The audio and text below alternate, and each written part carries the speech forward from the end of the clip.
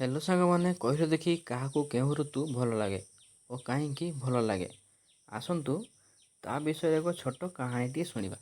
ତ ଭିଡ଼ିଓ ଭଲ ଲାଇକ୍ କରନ୍ତୁ, ଚ୍ୟାନେଲକୁ ସବସ୍କ୍ରାଇବ୍ କରନ୍ତୁ। ତ ଚାଲନ୍ତୁ ଫ୍ରେଣ୍ଡସ୍, ଆଜିର କାହାଣୀ ଶୁଣିବା। ରବୀନ୍ଦ୍ର ବାବୁଙ୍କ ଘର, ତାଙ୍କ ଘର ପଛପଟେ ଗୋଟିଏ ଛୋଟ ବଗିଚାଟିଏ ଅଛି। ବଗିଚାଟି ନାନା ଜାତିର ଫୁଲ ଓ ଫଳ ଗଛରେ ପୂର୍ଣ୍ଣ। ରୋଷେଇ ପାଇଁ ପ୍ରତିଦିନ ସେ ନିଜ ବଗିଚାରୁ କିଛି ନା କିଛି ପରିବା ମିଳେ ଓ ଉପରଓଳି ରବୀନ୍ଦ୍ରବାବୁ ବଗିଚାରେ କାମ କରନ୍ତି। ଗୋଟିଏ ଗଛ ମୂଳେ ବସି ଖବରକାଗଜ ପଢ଼ନ୍ତି। ଆଜି ରବିବାର। ରବୀନ୍ଦ୍ରବାବୁଙ୍କ ସହିତ ତାଙ୍କ ନାତି ନାତୁଣୀ ବଗିଚା କାମରେ ଲାଗିଛନ୍ତି। ପିଲାଙ୍କ ସହ ଜେଜେ ଖୁସିରେ କଥାଭାଷା ହେଉଛନ୍ତି। ଜେଜେ କହିଲେ, ପିଲେ, ବିଭିନ୍ନ ଋତୁରେ ଆମେ ବଗିଚାରେ କିପରି ଦେଖାଯାଏ ତୁମେ ଲକ୍ଷ୍ୟ କରିଥିବ। ପିଲାମାନେ ହଁ କହିଲେ। ତେବେ କହିଲ, ତୁମ ଭିତରୁ କାହାକୁ କେଉଁ ଋତୁ ଭଲ ଲାଗେ ଓ କାହିଁକି ଭଲ ଲାଗେ? ତ ସାଙ୍ଗମାନେ, ଆସନ୍ତୁ ଆମେ ଏହା ବିଷୟରେ ଜାଣିବା। ମିତା କହିଲା, ମୋତେ ବର୍ଷା ଋତୁ ଭାରି ଭଲ ଲାଗେ। ଏହି ସମୟରେ ପ୍ରଚୁର ପାଣି ମିଳେ, ଗାଧୁଆ ପାଧୁଆ ଧୁଆଧୋଇରେ ଖୁବ୍ ସୁବିଧା ହୁଏ। ଚାରିଆଡ଼େ ନୂଆ ଗଛପତ୍ରରେ ସୁନ୍ଦର ଦେଖାଯାଏ। ବଗିଚାରୁ ବହୁତ ପନିପରିବା ମିଳେ। ଜେଜେ ତାଙ୍କ ନାତିଙ୍କୁ ଚାହିଁ କହିଲେ, ଏବେ ମିଟୁ ତୁ କହ, ତୋତେ କେଉଁ ଋତୁ ଭଲ ଲାଗେ ଓ କାହିଁକି? ମିଟୁ ପଞ୍ଚମ ଶ୍ରେଣୀରେ ପଢ଼େ। ସେ କହିଲା, ଜେଜେ, ମୋତେ ଶୀତ ଋତୁଟି ଭାରି ଭଲ ଲାଗେ। କାରଣ ଏହି ସମୟରେ ଗରମ ବା ବର୍ଷା ନଥାଏ। ଦେହରୁ କଷ୍ଟ ହୁଏ ନାହିଁ। ଲୋକେ ବିଲକୁ ଫସଲ ଅମଳ କରନ୍ତି। ବାଡ଼ି ବଗିଚାରୁ ନାନା ପ୍ରକାର ପନିପରିବା ମିଳେ। ସଭିଏ ମନ ଖୁସିରେ ପୁନେଇ ପରବ ପାଳନ୍ତି। ଏବେ ବଡ଼ ନାତୁଣୀ ମାଧବୀଙ୍କୁ ପାଳି। ସେ ସପ୍ତମ ଶ୍ରେଣୀରେ ପଢ଼େ।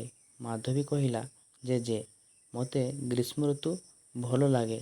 ଏହି ଋତୁରେ ବର୍ଷା କାଦୁଅ ନଥାଏ କି ଶୀତରେ ଦେହରୁ ଝାଳ ବହୁନଥାଏ। ଚାରିଆଡ଼େ ସଫା ସୁତୁରା। ବେଳେବେଳେ ଟାଣ ଖରା ହେଲେ ବି ଏହି ଋତୁ ପାଇଁ ପୃଥିବୀରେ ବର୍ଷା ହୁଏ।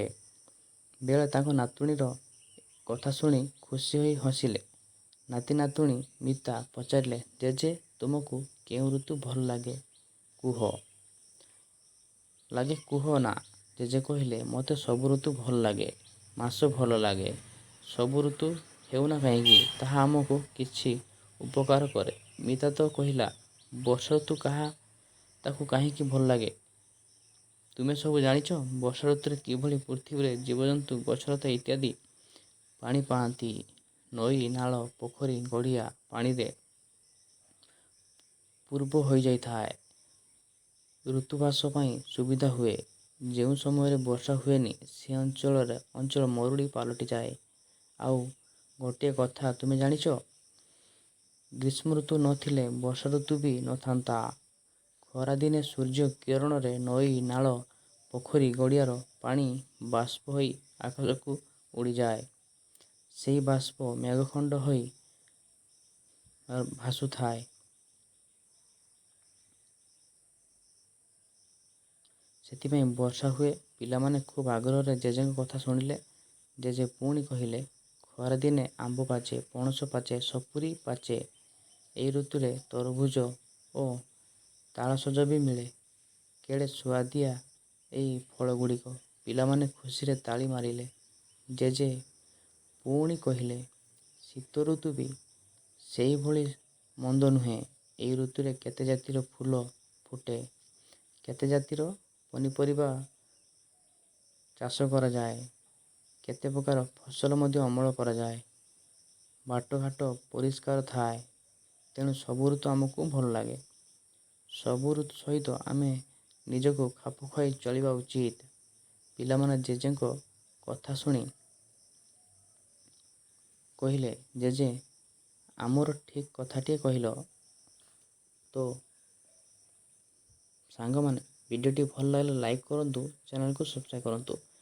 କାହାଣୀଟି କେମିତି ଥିଲା କମେଣ୍ଟ କରି ନିହାତି ଭାବରେ ଜଣାଇବେ।